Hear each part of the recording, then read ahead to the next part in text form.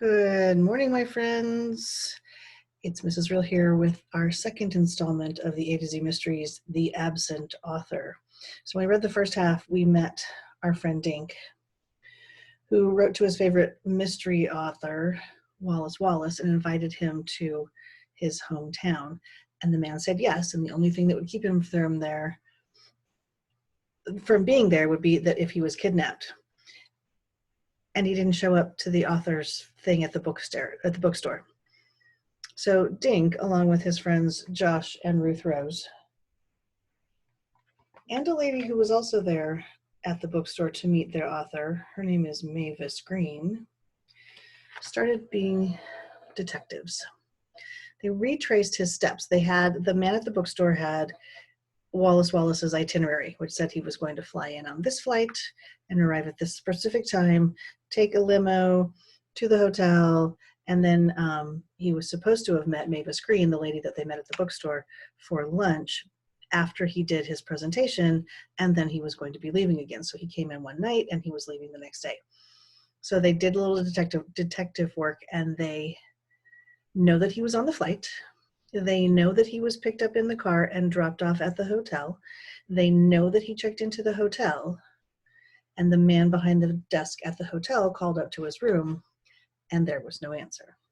So we are still left with the mystery of, where is Wallace Wallace? So I will share my screen with you guys, put the book down towards there. You can follow along, or just sit back and listen. Oh, and one thing I noticed about this book is that in the top corner of a lot of the pages, there is a key to the Shangri-La Hotel, which is the hotel he was supposed to stay at. I don't know what it means. It's just there. So it's like the pictures. Chapter 6. Dink stared at Mr. Linkletter. No answer? Are you sure? Mr. Linkletter nodded. He looked puzzled. Perhaps he's resting and doesn't want to be disturbed. Can we go up and see? Ruth Rose smiled sweetly at Mr. Linkletter. Then we'd know for sure. Mr. Linkletter shook his head. We cannot disturb our guests, young miss. We have rules at the Shangri-La. Now, good day, and thank you. Ruth Rose opened her mouth. But Miss, good day, Mr. Linkletter said firmly. Dink and the others walked toward the door. Something smells fishy, muttered Dink. Yeah, Josh said, and I think it's that Linkletter guy. See how he tried to hide the register? Then he turned his back. Maybe he didn't even call room 303. Maybe he was warning his partners in crime. What are you suggesting, Josh? Mavis asked. Maybe Mr. Linkletter is the kidnapper, Josh said. He was the last one to see Wallace Wallace. A man wearing a red cap tapped Dink on the shoulder. Excuse me, but I overheard you talking to my boss, Mr. Linkletter. Maybe I can help you find Wallace Wallace. My kids love his books. Great, Dink said. Can you get us into his room? The man shook his head. No, but I know the maid who cleaned the third-floor rooms this morning. Maybe she noticed something. With his back to Mr. Linkletter, the man scribbled a few words on a pad and handed the page to Dink. Good luck, the man whispered and hurried away. What'd he write? Josh asked. Outside, Dink said. They all shoved through the revolving door. In front of the hotel, Dink looked at the piece of paper. The maid's name is Olivia Nugent. She lives at the Acorn Apartments, number 4. Livy Nugent? I know her, Ruth Rose said. She used to be my babysitter. The Acorn is right around the corner on Oak Street, Dink said. Let's go. Soon all 4 were standing in front of Livy Nugent's door. She answered it with a baby in her arms. Another little kid held onto her leg and stared at Dink and the others. He had peanut butter all over his face and in his hair. Hi, the boy's mother said. I'm not buying any cookies, and I already get the Green Lawn Gazette. She was wearing a man's blue shirt and jeans. Her brown hair stuck out from under a Yankees baseball cap. Livy, it's me, Ruth Rose said. Olivia stared at Ruth Rose, then broke into a grin. Ruth Rose, you're so big. What are you up to these days? A man at the hotel gave us your name. What man? He was sort of old, wearing a red cap. Livy chuckled. Freddie, old? He's only 30. So why did he send you to see me? He told us you cleaned the rooms on the 3rd floor this morning, Dink said. Did you clean room 303? Livy Nugent shifted the baby to her other arm. Randy, please stop pulling on Mommy's leg. Why don't you go finish your lunch? Randy ran back into the apartment. No, Livy told Dink. Nobody slept in that room. The bed was still made this morning. The towels were still clean and dry. I remember because there were 2 rooms in a row that I didn't have to clean, 303 and 302. 302 had a do not disturb sign hanging on the doorknob, so I came home early, paid off the babysitter, and made our lunches. But Mr. Linkletter told us Wallace Wallace checked into room 303 last night, Ruth Rose said. Not the Wallace Wallace, the mystery writer? My kid sister devours his books. Dink nodded. He was supposed to sign books at the Book Nook this morning, but he never showed up. We even saw his signature on the hotel register, Ruth Rose said. Well, Wallace Wallace might have signed in, but he never slept in that room, Livy grinned. Unless he's a ghost. I wonder if Mr. Linkletter could have made a mistake about the room number, Mavis suggested quietly.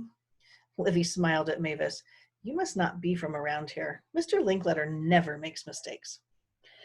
So Wallace Wallace signed in, but didn't sleep in his room, said Dink. That means someone must have kidnapped him before he went to bed, Josh said. Livy's eyes bugged. Kidnapped? Geez, Mr. Linkletter will have a fit. She imitated his voice. We have rules about kidnappings at the Shangri-La. Everyone except Dink laughed. All he could think about was Wallace Wallace, his favorite author, kidnapped.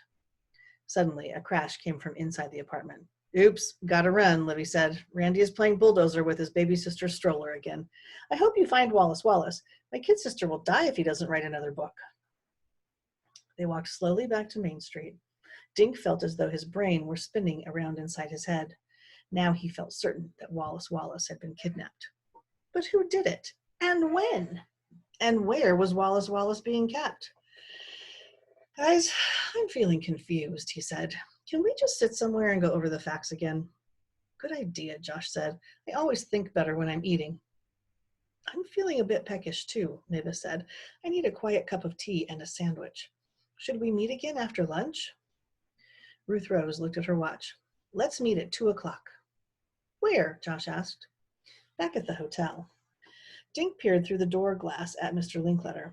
Unless Maureen Higgins and Mr. Linkletter are both lying, he said. Wallace Wallace walked into the Shangri-La last night and never came out. Chapter 7. Dink, Josh, and Ruth Rose left Mavis at Ellie's diner, then headed for Dink's house. Dink made tuna sandwiches and lemonade. Ruth Rose brought a bag of potato chips and some raisin cookies from her house next door. They ate at the picnic table in Dink's backyard. Dink took a bite of his sandwich. After he swallowed, he said, Let's go over what we know. He moved his lemonade glass to the middle of the table. My glass is the airport, he said. We know Wallace Wallace landed. How do we know he did? Josh asked. The airport told me the plane landed, Josh.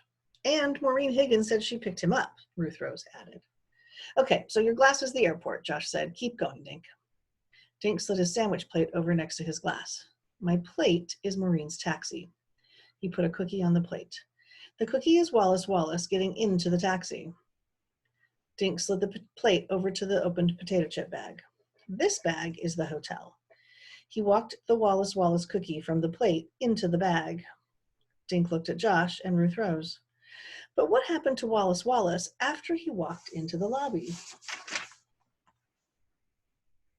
I'll tell you what happened, Josh said. He lined up 4 cookies in a row. This little cookie is Mr. Paskey. These 3 are Maureen, Mr. Linkletter, and Olivia Nugent.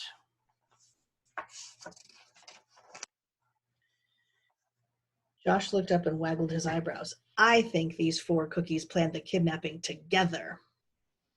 Ruth Rose laughed. Josh, Mr. Paskey and Olivia Nugent are friends of ours. Do you really think they planned this big kidnapping? And can you see Mr. Linkletter and my babysitter pulling off a kidnapping together? Josh ate a potato chip. Well, maybe not, but someone kidnapped the guy. Our trail led us to the hotel, and then it ended, Dink said. What I want to know is, if Wallace Wallace isn't in his room, where is he? Dink nibbled on a cookie thoughtfully. I'm getting a headache trying to sort it all out. Ruth Rose dug in Dink's backpack and brought out 3 Wallace Wallace books. I have an idea. She handed books to Dink and Josh and kept one. What are these for? Dink asked. Josh made me think of something Wallace Wallace wrote in The Mystery in the Museum, Ruth Rose said. He said, the more you know about the victim, the easier it is to figure out who did the crime. She turned to the back cover of her book. So let's try to find out more about our victim. Listen to this. She started reading aloud. When not writing, the author likes to work in the garden. Naturally, Wallace Wallace's favorite color is green. Fine, said Josh, but how does knowing his favorite color help us find him, Ruth Rose? I don't know, but maybe if we read more about him, we'll discover some clues, Ruth Rose said. What does it say on the back of your book? Josh flipped the book over and began reading. Wallace Wallace lives in a castle called Moose Manor, he looked up. We already knew he lived in a castle. I don't see any clues yet, you guys. Ruth Rose stared at Josh. You know, something is bugging me, but I can't figure out what it is. Something someone said today, maybe. She shook her head. Anyway, read yours, Dink. Dink read from the back cover of his book. Wallace Wallace gives money from writing books to help preserve the wild animals that live in Maine. Okay, he gives money away to save animals, lives in a castle, and grows a bunch of green stuff, Josh said, counting on his fingers. Still no clues. Josh took another cookie. But I just thought of something. He began slowly munching on the cookie. Dink raised his eyebrows. Are you going to tell us, Josh? Well, I was thinking about room 302. Remember, someone signed the register right after Wallace Wallace checked into room 303, and the signature was all smudged? And then Olivia Nugent told us that room 302 had a do not disturb sign on it, Ruth Rose interrupted. Livy never went into that room at all. Just then, Dink's mother drove up the driveway. She got out of the car, waved, and started walking toward the picnic table. Oh no, Dink said. If Mom finds out I'm trying to find a kidnapper, she won't let me out of the house. Don't say anything, okay? Can't I even say hi? Josh asked. Dink threw a potato chip at Josh. Say hi, then shut up about you-know-what. Hi, Mrs. Duncan, Josh said, sliding a look at Dink. Hi, kids. How was the book signing? Tell me all about Wallace Wallace, Dink. Is he as wonderful as you expected? Dink stared at his mother. He didn't want to lie, but if he told her the truth, she wouldn't let him keep looking for Wallace Wallace. And Dink had a sudden feeling that they were very close to finding him. We can't stop now, he thought.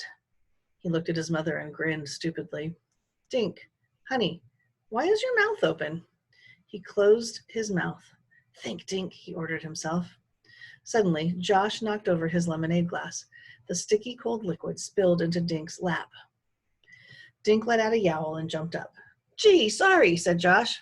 Paper towels to the rescue! Dink's mother ran toward the house. Good thinking, Josh, Dink said, wiping at his wet jeans. But did you have to spill it on me? You had the whole yard. Josh grinned. Some people are never satisfied. I got you out of hot water, didn't I? Right into cold lemonade, Ruth Rose said. Dink blotted his jeans with a handful of paper napkins. Come on, let's go meet Mavis before my mom comes back. There's something weird happening on the third floor of the Shangri-La. Dink's jeans were nearly dry by the time they reached the hotel. Mavis was waiting out front. How was your lunch? She asked timidly. Fine, thanks, Dink said. We talked it over, and we think there's something fishy going on the third floor of this hotel. Suddenly, Mavis began coughing. She held up her scarf in front of her mouth. Dink noticed that the letters on the scarf were tiny M's. Are you okay? He asked. Should I run in and get you some water? Asked Josh. Mavis took off her glasses and shook her head. No, I'm fine, thank you. Dear me, I don't know what happened. Now, what were you saying about the third floor? We think Wallace Wallace may be up there, Ruth Rose said. She reminded Mavis about the smudged signature for room 302 and the do not disturb sign on the door. Mavis replaced her glasses. Mercy, what do you think we should do? Follow me, Dink said. For the second time, they all trooped into the hotel lobby. Mr. Linkletter watched them from behind the counter. Hi, Dink said, remember us? Vividly, Mr. Linkletter said. Wallace Wallace checked into room 303, right? That is correct, said Mr. Linkletter. Well, We talked to the maid who cleaned that room, Dink went on. She told us no one slept in it. You spoke to Olivia Nugent? When? How? We have our ways, Josh said. So, Dink went on, we think Wallace Wallace disappeared right here in this hotel. And Wallace Wallace is a very famous writer, Ruth Rose reminded Mr. Linkletter. Millions of kids are waiting to read his next book, she added sweetly. Mr. Linkletter's sad eyes grew large. He swallowed, and his Adam's apple bobbed up and down. He rubbed his forehead as if he had a headache. Then Dink told Mr. Linklater about 302, room 302. Miss Nugent said there was a do not disturb sign on the door. Ruth Rose pointed to the register. See, the signature is all smudged.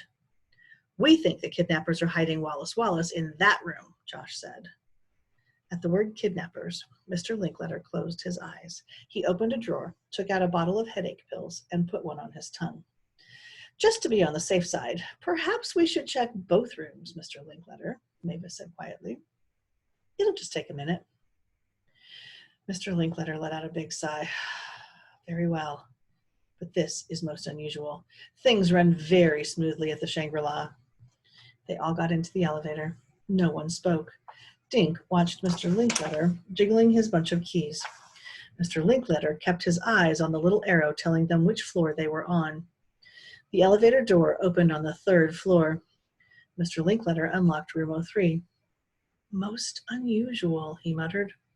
The room was empty and spotlessly clean. Strange. Very, very strange, Mr. Linkletter said. They moved to room 302, where a do not disturb sign still hung on the doorknob. Mr. Linkletter knocked. They all leaned toward the door. Listen, I hear a voice, Josh said. What is it saying? Ruth Rose asked. Then they all heard it. The voice was muffled, but it was definitely yelling, Help!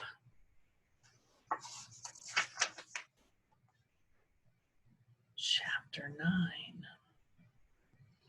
Mr. Linkletter unlocked the door and shoved it open. A man with curly blonde hair stared back at them. He was sitting in a chair with his feet tied in front of him. His arms were tied behind his back. A towel was wrapped around his mouth. Oh my goodness, Mr. Linkletter cried. Everyone rushed into the room. Dink ran behind the chair to untie the man's hands while Josh untied his feet. Mavis unwrapped the towel from around his face. Thank goodness you got here, the man said. I'm Wallace Wallace. Someone knocked on my door last night. A voice said he was from room service. When I opened the door, 2 men dragged me in here and tied me up. He looked at Dink. You're Dink Duncan. I recognized you from the picture you sent. How did you find me? We followed your itinerary, Dink said. He showed Mr. Wallace the sheet of paper. We got it from Mr. Paskey and used it as a trail. The trail led us to this room. I'm so sorry I missed the book signing, Wallace Wallace said. As you can see, I was a bit tied up. He smiled. Then he rubbed his jaw. My mouth is sore from that towel. I can't believe I was kidnapped, and I can't wait to get back to my safe little cottage in Maine. Can you describe the 2 guys who kidnapped you? Dink asked. We should tell Officer Fallon so he can try to find them. Wallace Wallace stared at Dink. The 2 guys? Oh, well, I don't think I'll... Hey! Ruth Rose suddenly yelled. Everyone looked at her. What's the matter? Asked Dink. You look funny, Ruth Rose. Ruth Rose was staring at the red scarf draped around Mavis's neck. She pointed at the man who'd been tied up. You're not Wallace Wallace. Then she looked at Mavis Green. You are, she said quietly. Chapter 10. Ruth Rose, what are you talking about? Josh said. Dink didn't know what to think, except that he was getting a headache. What makes you think I'm Wallace Wallace? Mavis asked. Ruth Rose walked over to Mavis. May I borrow your scarf? She said. Ruth Rose held the scarf up so everyone could see it. When I first saw this scarf, I thought those little black letters were M's, she said. M for Mavis. She looked at Mavis Green. But they're not M's, are they? She turned the scarf completely upside down. What do they look like now? Dink stepped closer. They're little W's now. Right, W, W for Wallace Wallace. Ruth Rose pointed at the man. You just said you live in a little cottage, but Wallace Wallace lives in a big castle in Maine. It says so on the cover of The Silent Swamp. Ruth Rose pointed at Mavis's book bag. Seeing your bag again made me remember something I thought of today. Josh read that your castle was called Moose Manor. There's a picture of a moose on the side of your bag. Ruth Rose handed the scarf back to Mavis. And we read that Wallace Wallace's favorite color is green. You like green ice cream, and you chose Mavis Green for your fake name. Everyone was staring at Ruth Rose, except for the man they had untied. He started laughing. The cat's out of the bag now, sis, he said. Then Mavis laughed and gave Ruth Rose a hug. Yes, Ruth Rose, Mavis said, I really am Wallace Wallace. She put her hand on the man's shoulder. And this is my brother, Walker Wallace. We've been planning my kidnapping for weeks. Dink stared at Mavis, or whoever she was. You mean Wallace Wallace is a woman, he said. Yes, Dink, I'm a woman, and I'm definitely Wallace Wallace. She winked at him. Honest. Mavis, the real Wallace Wallace, sat on the bed. She took off her glasses and pulled the barrettes out of her hair. She shook her hair until it pulled out in a mass of wild curls. Thank goodness I can be myself now, she said. All day I've had to act like timid Mavis Green. I can't wait to get out of this fuddy-duddy dress and into my jeans again. She kicked off her shoes and wiggled her toes in the air. Boy, does that feel good. Dink blinked and shook his head. Mavis Green was really Wallace Wallace? He couldn't believe it. But why did you pretend to be kidnapped? He asked. The real Wallace Wallace grinned at the kids' surprised faces. I owe you an explanation, she said. My new book is about a children's mystery writer who gets kidnapped. In my book, some children rescue the writer. I wanted to find out how real kids might solve the mystery, she explained. She smiled at Dink. Then your letter came, inviting me to Greenlawn. That's what gave me the idea to fake my own kidnapping. I'd become Mavis Green and watch what happened. Oh, yeah, Dink said. In your letter, you said you were doing some research in Connecticut. Yes, she nodded, yes, and I mentioned the word kidnap in the letter to get you thinking along those lines. She smiled at the three kids. I thought I'd have to give you more clues, but you solved the mystery all by yourselves. Dink laughed. You recognized me in the bookstore from my picture, he said, and you didn't send me a picture so I wouldn't recognize you. Then my nutty sister dragged me into her plan, Walker Wallace said. I should be home checking my lobster pots. While you were eating lunch, Walker and I ate ours up here, Wallace said. Then just before 2 o'clock, I tied him in the chair and ran downstairs to meet you out front as Mavis. Wallace Wallace threw back her head and laughed. Do you remember downstairs when Dink said there was something fishy on the 3rd floor? She got up and stood next to her brother. Well, I'm always teasing Walker about smelling fishy from handling his lobster bait. So when you said something was fishy in the hotel, I had to pretend to cough so you wouldn't know I was really laughing. Boy, did you have us fooled, Dink said. Wallace Wallace grinned. Mr. Paskey was in on it. I had to tell him the truth.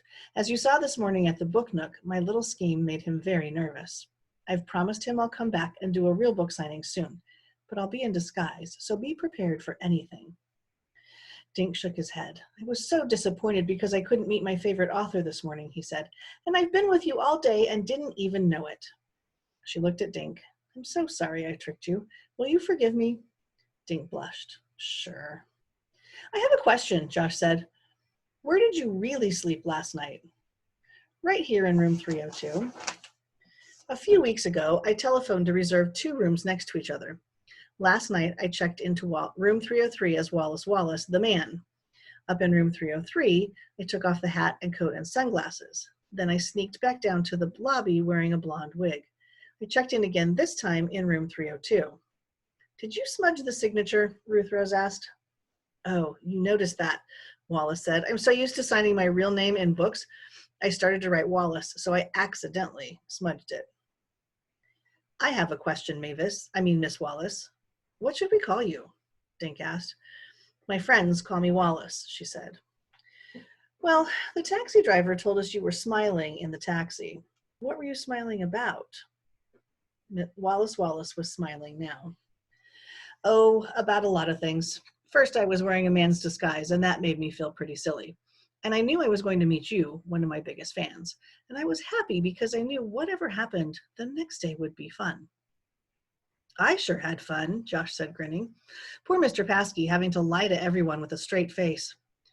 Boy, did I have a hard time pretending to be Mavis all day, Wallace said, but my plan worked. I met 3 brilliant detectives. You helped me to see how real kids would investigate a kidnapping. Now I can go back to Maine and finish my book. How come your book jackets never say that you're a woman? Ruth Rose asked. Wallace smiled. Because of my name, most people assume that I'm a man, she explained.